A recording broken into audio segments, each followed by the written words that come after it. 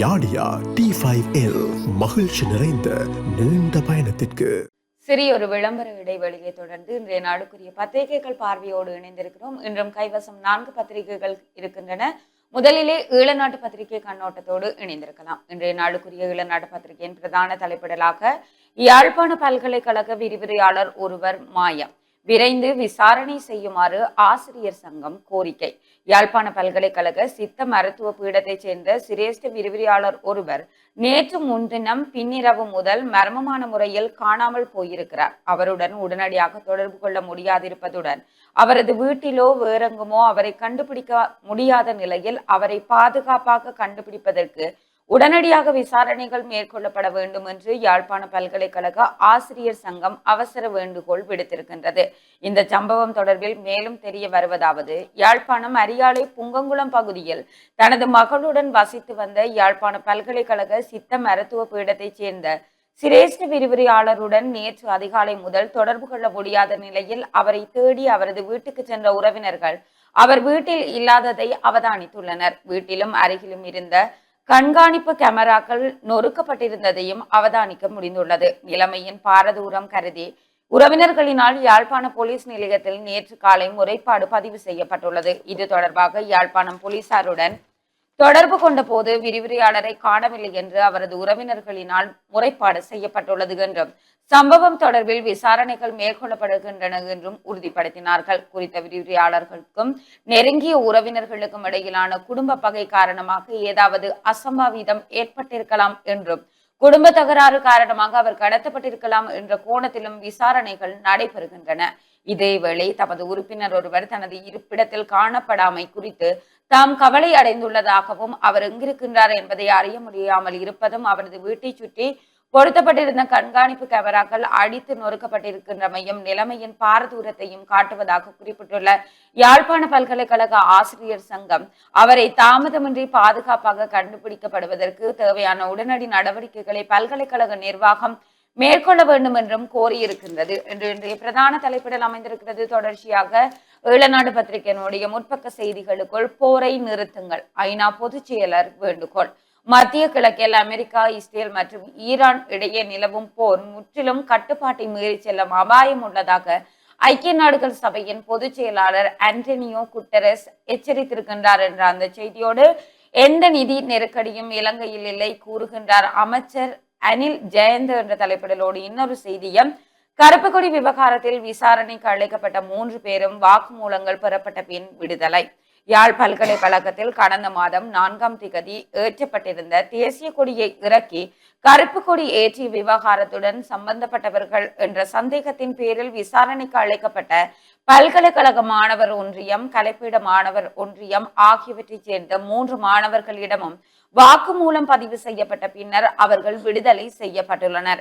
இலங்கையின் சுதந்திர தினமான பிப்ரவரி 4ஆம் திகதி யாழ் பல்கலைக்கழகத்தில் சிங்க கொடியை இறக்கி அதற்கு பதிலாக கருப்பு கொடி ஏற்றப்பட்ட சம்பவம் தொடர்பில் 3 மாணவர்களை யாழ் மாவட்ட குற்றத்தடுப்பு பிரிவில் கடந்த 16ஆம் திகதி முற்படுத்துமாறு பல்கலைக்கழக பதிவாளரை மாவட்ட குற்றத்தடுப்பு பிரிவு பொறுப்பதிகாரி கடந்த 13ஆம் திகதியிடப்பட்ட கடிதம் மூலம் கேட்டிருந்தார். அதன்படி தர்மலிங்கம் ஜதுர்சன், தயாபரன் லஜிதரன், அபிஷேக் ஆகியோரை யாழ் மாவட்ட குற்றத்தடுப்பு பிரிவுக்கு செல்லுமாறு பல்கலைக்கழக ஒழுக்காற்று அதிகாரியினால் மாணவர்கள் அறிவுறுத்தப்பட்டிருந்தனர். அந்த அறிவுறுத்தலுக்கு அமைய நேற்று காலை மாணவர்கள் 3வரும் யாழ்ப்பாணம் போலீஸ் தலைமை காரியாலயத்தில் அமைந்துள்ள மாவட்ட குற்றத்தடுப்பு பிரிவுக்கு சென்ற போது அவர்களின் வாக்குமூலங்களை போலீசார் பதிவு செய்ததாக தெரிவிக்கப்படுகின்றது.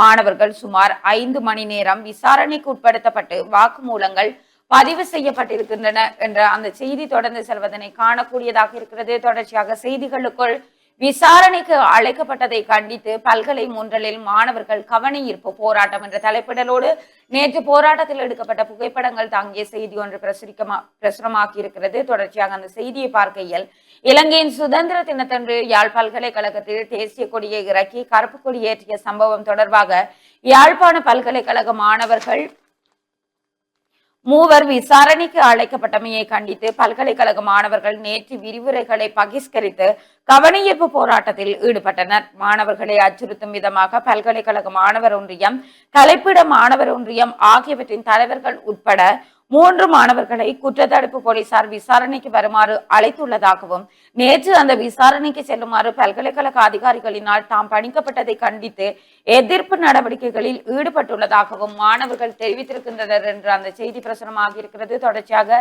செய்திகளுக்குள் அமெரிக்க விசேட பிரதிநிதியுடன் ஜனாதிபதி அனுரகுமார சந்திப்பு என்ற தலைப்பிடலோடு இன்னொரு செய்தியும், வடக்கில் வாழும் சிங்களவர்களுக்கு உரிமை வழங்க கோரி நடைபயணம் யாழ்ப்பாணத்தில் இருந்து நேற்று ஆரம்பம். வடக்கு மாகாணத்தில் வாழும் சிங்கள மக்களின் உரிமைகள் மற்றும் அவர்கள் எதிர்கொண்டுள்ளதாக கூறப்படும் இழப்புகள் தொடர்பாக அரசாங்க அதிகாரிகளின் கவனத்தை ஈர்க்கும் நோக்கில் நேற்று நடைபயணம் ஒன்று ஆரம்பிக்கப்பட்டிருக்கின்றது என்று அது தொடர்பான புகைப்படம் தாங்கிய செய்தி ஒன்றும், மத்திய கிழக்கு போர் நாங்கள் நடுநிலைதான் அமைச்சர் விஜித கேர தெரிவிப்பு என்ற தலைப்பிடலோடு இன்னொரு செய்தியும் பிரசுரமாகி இருக்கிறது. தொடர்ச்சியாக கட்டமிடப்பட்ட செய்திகளுக்குள் ஸ்ரீலங்கன் ஏர்லைன்ஸ் ஊழல் விவகாரம் முன்னாள் ஜனாதிபதி மகிந்தவுக்கும் தொடர்பு. 2016ஆம் ஆண்டு இடம்பெற்ற சர்ச்சைக்குரிய ஏர்பஸ் விமான கொள்வனவு கொடுக்கல் வாங்கல்களின் போது கையூட்டாக பெறப்பட்ட 60 மில்லியன் ரூபாய் பணம் அப்போதைய ஜனாதிபதி மகிந்த ராஜபக்சவிடம் ஒப்படைக்கப்பட்டதாக ஸ்ரீலங்கன் ஏர்லைன்ஸ் நிறுவனத்தின் முன்னாள் தலைமை நிர்வாக அதிகாரி கபில சந்திரசேன தெரிவித்திருக்கின்றார். லஞ்ச ஊழல் விசாரணை ஆணைக்குழுவினால் கொழும்பு நீதவான் நீதிமன்றில் நேற்று இந்த விடயம் தெரிவிக்கப்பட்டிருக்கின்றது என்ற அந்த செய்தியும் பிரசுரமாக இருக்கிறது. இவைதான் இன்றைய நாளுக்குரிய ஈழநாட்டு பத்திரிகையினுடைய முற்பக்க செய்திகளாக இருக்கிறது. தொடர்ச்சியாக உட்பக்க செய்திகளை பார்க்கையில், வடக்கில் பாடசாலைகளுக்குள் மத நூல்கள் விநியோகிக்க தடை, பைபிள் விவகாரத்தை அடுத்து ஆளுநர் நடவடிக்கை. வடக்கு மாகாண பாடசாலைகளில் மாணவர்களுக்கு பைபிள் விநியோகிக்கப்பட உள்ளமை தொடர்பில் அண்மைய நாட்களாக எழுந்துள்ள சர்ச்சைகள் மற்றும் கரிசனைகளை கருத்தில் கொண்டு வடக்கு மாகாண ஆளுநர் வேதநாயகன் இவ்விடயத்தில் விசேட கவனம் செலுத்தியுள்ளார். இது தொடர்பில் வடக்கு மாகாண கல்வி பணிப்பாளர் ஜெயச்சந்திரனுக்கு ஆளுநர் தெளிவான அறிவுறுத்தல்களை வழங்கியுள்ளார். வெளிநாட்டு தொண்டு நிறுவனம் ஒன்றால் பாடசாலை மாணவர்களுக்கு பைபிள் வழங்குவது தொடர்பில் மாகாண கல்வி திணைக்களத்தினால் ஆரம்பத்தில் வழங்கப்பட்ட அனுமதி கடிதம் தொடர்பில் பல்வேறு தரப்பினராலும் சுட்டிக்காட்டப்பட்டது. குறித்த அமைப்பு தமக்குரிய கிறிஸ்தவ மாணவர்களுக்கு மாத்திரம் வழங்குவதற்கே அனுமதி கோரியிருந்த போதிலும் கல்வி திணைக்களத்தின் ஆரம்ப கடிதத்தின் வாசகங்கள் அனைத்து மாணவர்களுக்கும் விநியோகிக்கப்பட உள்ளதாக புரிந்து கொள்ளப்பட்டு சர்ச்சைகள் எழுந்திருக்கின்றன. இதனை அடுத்து குறித்த விநியோகமானது ரோமன் கத்தோலிக்கர் அல்லாத கிறிஸ்தவ மாணவர்களுக்கு மாத்திரமே என மாகாண மேலதிக கல்வி பணிப்பாளரால் திருத்தப்பட்ட கடிதம் ஒன்றின் மூலம் பின்னர் தெளிவுபடுத்தப்பட்டிருந்தது. எவ்வாறாயினும் இவ்விடயம் தொடர்பிலான சர்ச்சைகள் தொடரும் நிலையில் பாடசாலை கட்டமைப்புக்குள் மத நல்லிணக்கத்தை பேணுவதும் தேவையற்ற குழப்பங்களை தவிர்ப்பதும் மிகவும் அவசியமானது என்பதை சுட்டிக்காட்டிய ஆளுநர் இதற்கான உரிய ஒழுங்கு விதிகளை நடைமுறைப்படுத்துமாறு மாகாண கல்வி பணிப்பாளருக்கு பணிப்புரை விடுத்திருக்கின்றார் என்று அந்த செய்தியும் பிரசுரமாகி இருக்கிறது. தொடர்ச்சியாக இணையத்தில் பரவும் போலி QR குறியீடு, பொதுமக்களே அவதானம். இணையத்தில் பரவி வரும் போலி எரிபொருள் QR குறியீடுகள் தொடர்பாக பொதுமக்கள் அவதானத்துடன் இருக்குமாறு இலங்கை கணினி அவசர தயார் நிலை குழு எச்சரிக்கை விடுத்திருக்கின்றது.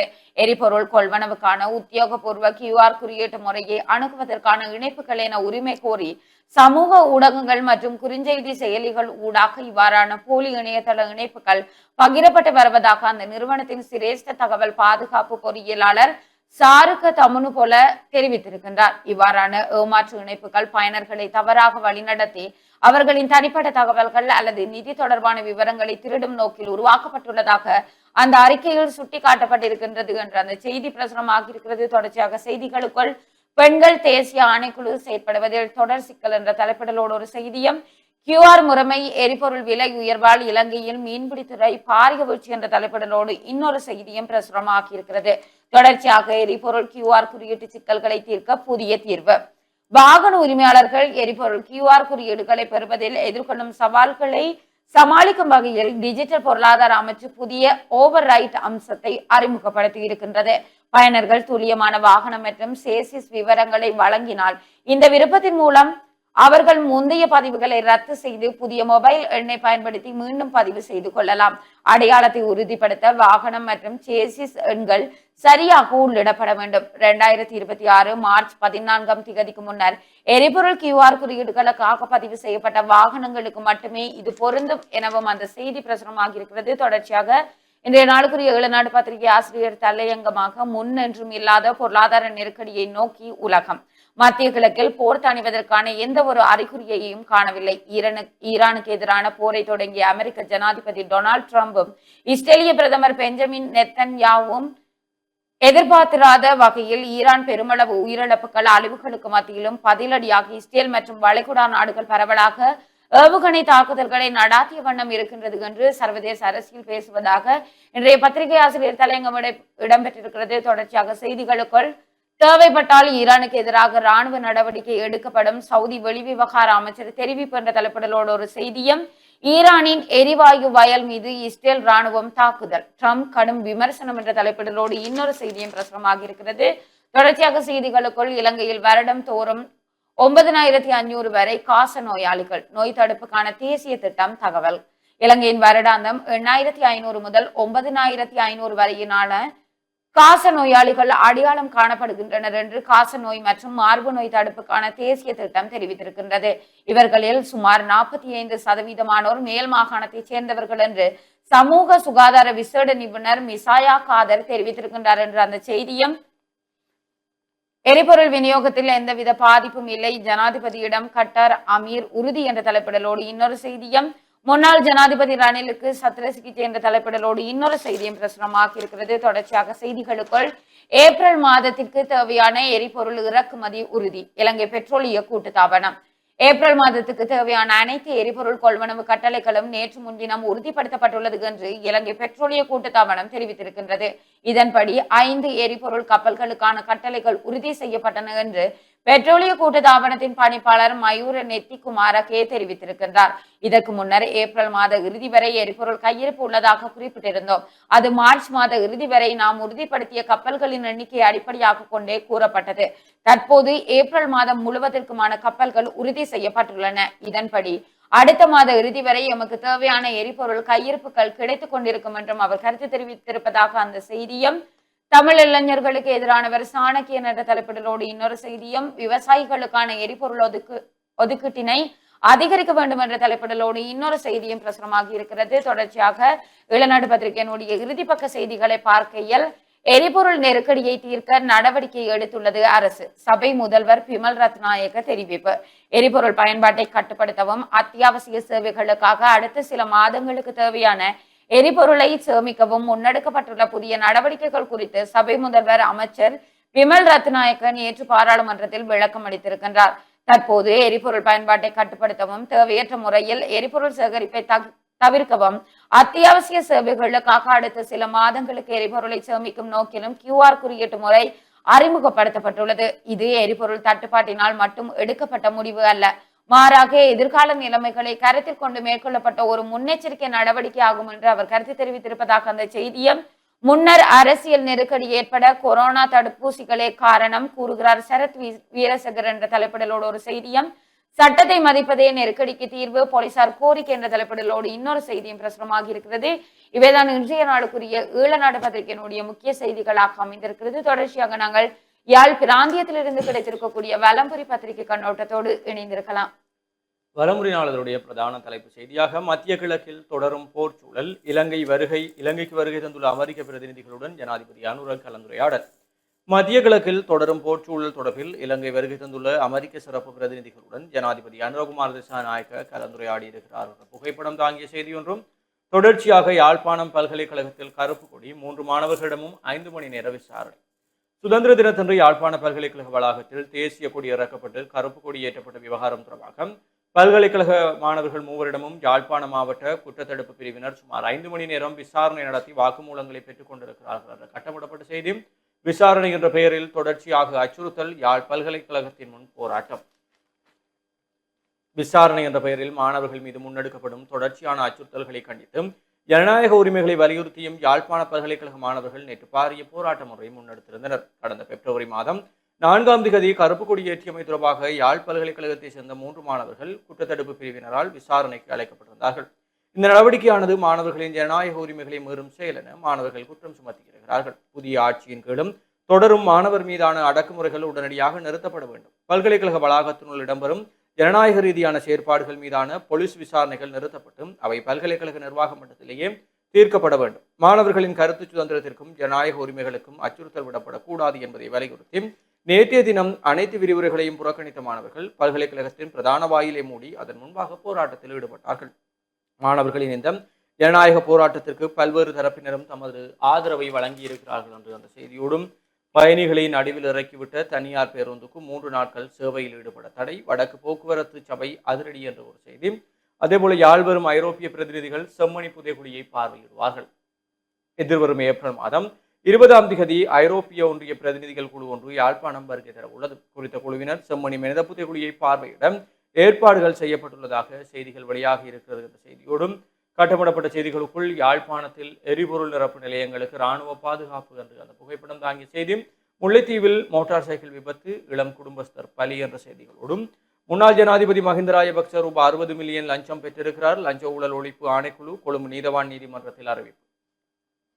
சர்ச்சைக்குரிய ஏர்பஸ் விமான கொள்வனவின் போது முன்னாள் ஜனாதிபதி மஹிந்த ராஜபக்ச 60 மில்லியன் ரூபாவை லஞ்சமாக பெற்றுள்ளார் என லஞ்ச ஊழல் ஒழிப்பு ஆணைக்குழு நேற்று அறிவித்திருக்கிறார்கள் என்ற செய்தியும், இஸ்ரேலை நிலைகுலைய செய்த ஈரானிய ஏவுகணைகள் பஸ்பமானது எண்ணெய் சுத்திகரிப்பு ஆலை என்ற செய்திகள் வலம்புரியினுடைய முற்பக்க செய்திகளாக இருக்கிறது. தொடர்ச்சியாக உட்பக்க செய்திகளுக்குள் எரிபொருள் விலைகள் மாத இறுதியில் மீண்டும் அதிகரிக்கும். இலங்கையில் எரிபொருள் விலைகள் மீண்டும் அதிகரிக்கும் சாத்தியம் உள்ளதாக தகவல் வெளியாக இருக்கிறது என்ற செய்தியோடு, கட்டார் எரிசக்தி மீதான தாக்குதலால் 4% உயர்வடைந்தது, மசகு எண்ணெயின் உலக விலை என்ற செய்தியும், 604 லிட்டர் பெட்ரோலுடன் வர்த்தகர் ஒருவர் புலனறுவையில் கைது என்ற செய்தியும், எரிசக்தி அமைச்சருக்கு எதிரான நம்பிக்கையில்லா தீர்மானம் கையளிப்பு என்ற கட்டமிடப்பட்ட செய்தியோடும், ஆன்லைன் வகுப்புகள் நடத்தும் திட்டம் எதுவும் இல்லை, கல்வி அமைச்சு அறிவிப்பு.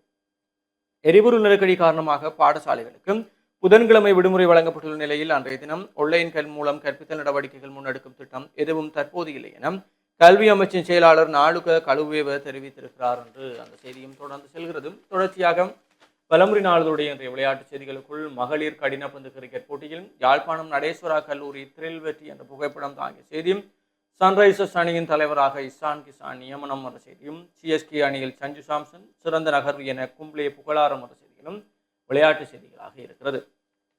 தொடர்ச்சியாக உள்நாட்டு செய்திகளுக்குள் எரிபொருள் விநியோகத்தில் எந்த பிரச்சனையும் இல்லை, இலங்கை பெட்ரோலிய கூட்டுத்தாபனம் தெரிவிப்பு. ஏப்ரல் மாதத்திற்கான அனைத்து எரிபொருள் கொள்முதல் கட்டளைகளும் நேற்று முன்தினம் உறுதி செய்யப்பட்டதாக இலங்கை பெட்ரோலிய கூட்டுத்தாபனம் அறிவித்திருக்கிறார்கள் என்ற செய்தியும், ரணிலுக்கு சத்திர சிகிச்சை என்ற ஒரு கட்டமிடப்பட்ட செய்தியும் காணப்படுகிறது. 24 மணி நேரத்துக்குள் வெளியேறுங்கள், ஈரானிய தூதரக பணியாளர்களுக்கு கட்டார் அதிரடி உத்தரவு. கட்டாரில் உள்ள ஈரானிய இஸ்லாமிய குடியரசின் தூதரக பணியாளர்களை உடனடியாக நாட்டிலிருந்து வெளியேறுமாறு கட்டார் அரசாங்கம் உத்தரவிட்டிருக்கிறார்கள் என்ற செய்தி, கொரோனா தடுப்பிற்காக நிதி செலவிட்டதால் அன்று எரிபொருள் நெருக்கடி ஏற்பட்டதாம் முன்னாள் அமைச்சர் சரத் வீரசேகர தெரிவிப்பு என்ற செய்தியோடும், உத்தியோகபூர்வமற்ற இணைப்புகளை கிளிக் செய்ய வேண்டாம், இலங்கை கணினி அவசர தயார் குழு எச்சரிக்கை. எரிபொருள் QR குறியீடுகளை பெற்றுக்கொள்வதற்காக சமூக ஊடகங்கள் மற்றும் குறுஞ்செய்தி செயலிகளூடாக பகிரப்படும் போலி இணையதள இணைப்புகள் குறித்து இலங்கை கணினி அவசர தயார் நிலை குழு பொதுமக்களுக்கு எச்சரிக்கை விடுத்திருக்கிறார்கள். இந்த மோசடியான இணைப்புகள் உத்தியோகபூர்வ QR குறியீட்டு முறைமைகளுக்கு நேரடி அணுகலை வழங்குவதாக கூறி மக்களை ஏமாற்றுகின்றன என சிரேஷ்ட தகவல் பாதுகாப்பு பொறியியலாளர் சாருக தனுமபுல தெரிவித்திருக்கிறார். இத்தகைய போலி இணைப்புகளை கிளிக் செய்வதன் மூலம் பயனாளர்களின் தனிப்பட்ட தகவல்கள் அல்லது வங்கி விவரங்கள் திருடப்படக்கூடிய வாய்ப்புகள் அதிகரித்துள்ளதாகவும் அதிகாரிகள் சுட்டிக்காட்டியிருக்கிறார்கள் என்ற செய்தியும், QR இன்றி எரிபொருள் வழங்க 3000 ரூபாய் பணம் கோரப்பட்டதும் சபையில் அம்பலப்படுத்திய MP என்ற செய்தியும் காணப்படுகிறது. மட்டக்களப்பு தேசிய கல்வியற் கல்லூரியின் கண்காட்சி என்ற புகைப்படம் தாங்கிய செய்தியும், அன்னை பூபதியின் 38வது நினைவு தினம். ஈழத்தமிழர்களின் உரிமை போராட்ட வரலாற்றில் அகிம்சை வழியில் போராடி தன்னுயிரை தியாகம் செய்த தியாகத்தாய் அன்னை பூபதியின் 38ஆம் ஆண்டு நினைவேந்தல் நேற்றைய தினம் கிளிநொச்சியில் அமைந்துள்ள இலங்கை தமிழரசு கட்சியின் மாவட்ட காரியாலயமான அறிவகத்தில் மிகவும் உணர்வுபூர்வமாக அனுஷ்டிக்கப்பட்டது என்ற புகைப்படம் தாங்கிய செய்தியோடும், இலங்கையின் பொருளாதாரம் பாரிய வீழ்ச்சியை சந்திக்கும், பேராதனை பல்கலைக்கழக பேராசிரியர் பிரசன்ன பெரேரா எச்சரிக்கை என்ற செய்தியும் காணப்படுகிறது. தொடர்ச்சியாக வெளிநாட்டு செய்திகளுக்குள் வளைகுடா நாடுகள் மீதான தாக்குதல்களை நிறுத்துங்கள், ஈரானுக்கு சவுதி அரேபியா எச்சரிக்கை. வளைகுடா நாடுகளின் மீதான தாக்குதல்களை ஈரான் நிறுத்த வேண்டும், தொடர்ந்து தாக்கப்பட்டால் இராணுவ நடவடிக்கையை மேற்கொள்ள வேண்டியிருக்கும் என சவுதி அரேபியா எச்சரித்திருக்கிறார்கள் என்ற செய்தியோடும், மூதாட்டியை பயமுறுத்திய மனித உருவ ரோபோ கைது என்ற செய்தியும், அதே போல ஒவ்வொரு துளி ரத்தத்திற்கும் ஒரு விலை உண்டு, முஸ்தபா கமேனி சூளுரை என்ற செய்தியும், தீவிரமடையும் மத்திய கிழக்கு போர் ராஜதந்திரத்துக்கு இடமில்லை, ஆய்வாளர் சுட்டிக்காட்டுகின்ற செய்திகளும் வெளிநாட்டு செய்திகளாக இருக்கிறது. தொடர்ச்சியாக உள்நாட்டு செய்திகளுக்குள் வடமாகாண பொதுச்சேவை ஆணைக்குழுவால் விண்ணப்பங்கள் கோரப்பட்டிருக்கின்றன. வடக்கு மாகாண பொதுச்சேவைகள் நன்னடத்தை பாதுகாவல் மற்றும் சிறுவர் கண்காணிப்பு சேவைகள் திணைக்களத்தில் நிலவும் பல்வேறு பதவி வெற்றிடங்களை நிரப்புவதற்கான திறந்த போட்டி பரீட்சை தொடர்பில் வடக்கு மாகாண பொதுச் சேவை ஆணைக்குழுவால் விண்ணப்பங்கள் கோரப்பட்டுள்ளதாக ஆணைக்குழுவின் செயலர் ஆர் ஸ்ரீ தெரிவித்திருக்கிறார் என்ற அந்த செய்தியோடும் 40 லட்சம் ரூபாய் பெறுமதியான பாலை குட்டிகள் பறிமுதல் என்ற ஒரு செய்தியும் காணப்படுகிறது. பலமுறையுடைய இன்றைய ஆசிரியர் தலையங்கமாக எங்கள் விவசாயிகளின் விதியும் அதுவாயிற்றோ என்ற தலைப்பிலே ஆசிரியர் தலையங்கம். ஈரான் மீது அமெரிக்காவும் இஸ்ரேலும் தொடுத்துள்ள போர் இப்போது உலக நாடுகளை அழிக்கும் அளவுக்கு வந்துவிட்டது. உலகம் முழுவதும் அல்லோலப்படும் அளவிற்கு வளைகுடா யுத்தம் வழிகோலி விட்டது எனலாம். ஈரான் மீதான தாக்குதல் நடாத்தி அந்த நாட்டை நிர்மூலமாக்கலாம் என்ற நினைப்போடு போர் தொடுத்த அமெரிக்காவும் இஸ்ரேலும் திகைக்கும் அளவுக்கு ஈரான் ஏவுகணை தாக்குதல்களில் உச்சமடைந்திருக்கிறது. ஏன்தான் இந்த யுத்தத்தை தொடங்கினோம் என்று அமெரிக்காவும் இஸ்ரேலும் குழம்பி போயிருக்கின்றன. இதில் நேட்டோ நாடுகள் நமக்கு உதவவில்லை என அமெரிக்க அதிபர் ட்ரம்ப் மனக்கிலேசத்தோடு கூறியிருக்கிறார். இவ்வாறு அவர் கூறியதன் மூலமாக ஈரானின் தாக்குதலால் ட்ரம்ப் நிலைகுலைந்து போனார் என்பது உறுதியாகிறது. இதேபோல் இஸ்ரேல் மீதும் ஈரான் நடத்துகின்ற ஏவுகணை தாக்குதலால் இஸ்ரேல் யுத்த பூமியாகிவிட்டது. நிலைமை இவ்வாறு இருக்கையில் உலக பொருளாதாரத்தின் எதிர்காலம் மிக மோசமாக போகிறது என்பது மட்டும் சர்வ நிச்சயம். உண்மை, மத்திய கிழக்கில் மூன்றுள்ள போரை முடிவுக்கு கொண்டு வராத வகையில் உலகில் எரிபொருள் எரிவாயு என்பவற்றுக்கு மிகுந்த தட்டுப்பாடு ஏற்படும். இதன் காரணமாக அனைத்து பொருட்களின் விலைகளும் பன்மடங்கு அதிகரிக்கும் என்று அறுதியிட்டு கூற முடியும். இதை உறுதி செய்வது போல இப்போது அனைத்து பொருட்களின் விலைகளும் எகிர தொடங்கி இருக்கின்றன. இதற்கு மேலாக நம் நாட்டை பொறுத்தவரையில் பதுக்கல் வியாபாரமும் களை கட்ட தொடங்கி இருக்கிறது.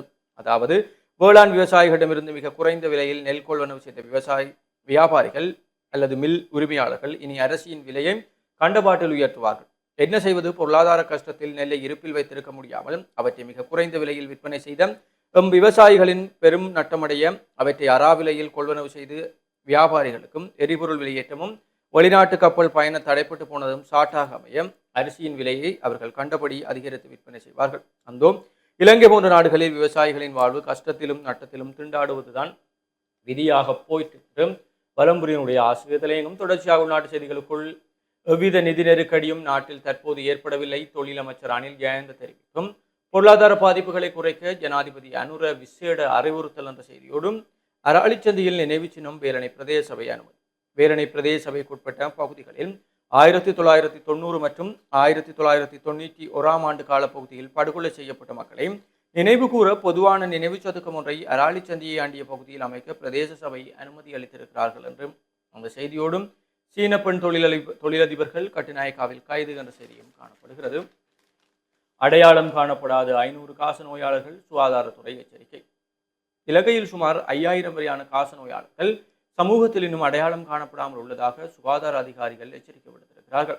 சுகாதார மேம்பாட்டு பணியகத்தில் நேற்று முன்தினம் நடைபெற்ற கருத்தரங்கில் உரையாற்றிய காசநோய் கட்டுப்பாட்டு மற்றும் தொற்று நோய் தடுப்புக்கான தேசிய வேலை திட்டத்தின் பணிப்பாளர் வைத்தியர் பிரமிதா சாந்திலாதா இந்த தகவலை வெளியிட்டிருக்கிறார். கடந்த ஆண்டில் நாட்டில் உத்தியோகபூர்வமாக 8726 காச நோயாளர்கள் பதிவாகி இருக்கிறார்கள். அவர்களில் ஆண்கள் 5622 பேர் அடங்குவதாகவும் தெரிவித்திருக்கிறார். நகர்ப்புறங்களில் தீவிர கண்காணிப்பின் அவசியத்தை வலியுறுத்திய அவர் அதிகளவான நோயாளர்கள் கொழும்பு மாவட்டத்தில் பதிவாகி இருப்பதாகவும் சுட்டிக்காட்டினார். இலங்கையில் தொற்று நோய்களினால் ஏற்படும் மரணங்களில் காசநோய் முதன்மையான காரணியாக உள்ளது. 2 வாரங்களுக்கு மேலாக நீடிக்கும் இருமல், தெளிவற்ற காரணங்களால் உடல் எடை குறைதல், குறைந்த அளவிலான காய்ச்சல், உணவு உண்பதில் நாட்டம் குறைதல் ஆகிய அறிகுறிகள் காணப்பட்டால் உடனடியாக சுவாச சிகிச்சை நிலையங்களுக்கு அணுகுமாறு அவர் கோரிக்கை விடுத்திருக்கிறார் என்ற செய்தியும். எரிசக்தி விநியோகத்தில் மாற்றமில்லை, ஜனாதிபதிக்கு உறுதியளித்த கட்டார் இளவரசர். கட்டார் நாட்டின் இளவரசர் சேமிக் தமீம் பின் ஹமத் அல்தானிக்கும் இலங்கை ஜனாதிபதி அனுரகுமார திசாநாயக்கும் இடையில் தொலைபேசி கலந்துரையாடல் இடம்பெற்றதும் கட்டாரின் தற்போதைய நிலைமை குறித்து இதன்போது ஜனாதிபதி விசாரித்ததுடன் கட்டார் மற்றும் பிராந்தியத்தின் ஏனைய நாடுகளுக்கு எதிராக தொடரும் ஆக்கிரமிப்பின் பின்னணியின் இலங்கையின் ஒற்றுமையையும் ஆதரவையும் வெளிப்படுத்தியதாக தெரிவிக்கப்பட்டது என்ற செய்தியும் காணப்படுகிறது. வலம்புரியினுடைய இறுதிப்பக்க செய்திகளுக்குள் விவசாயிகளுக்கு முன்னுரிமை அடிப்படையில் எரிபொருள் பெரும்போக அறுவடை மற்றும் சிறுபோக செய்கையில் ஈடுபட்டுள்ள விவசாயிகளுக்கு தடையின்றி எரிபொருளை பெற்றுக் கொடுக்கும் விசேட வேலை திட்டம் நேற்று முதல் ஆரம்பிக்கப்பட்டிருக்கிறது என்றும் அந்த செய்தியும் காணப்படுகிறது. இதுதான் வலம்புரி நாளினுடைய முதன்மை செய்திகளாகவும் இன்றைக்கு புலந்திருக்கக்கூடிய ஏனைய நாளிதழ்களுடைய முக்கிய செய்திகளாகவும் இருக்கிறது. சிறியொரு விளம்பர இடைவேளையை தொடர்ந்து மீண்டும் நிகழ்ச்சியிலே இணைந்திருக்கும் நேர்களே.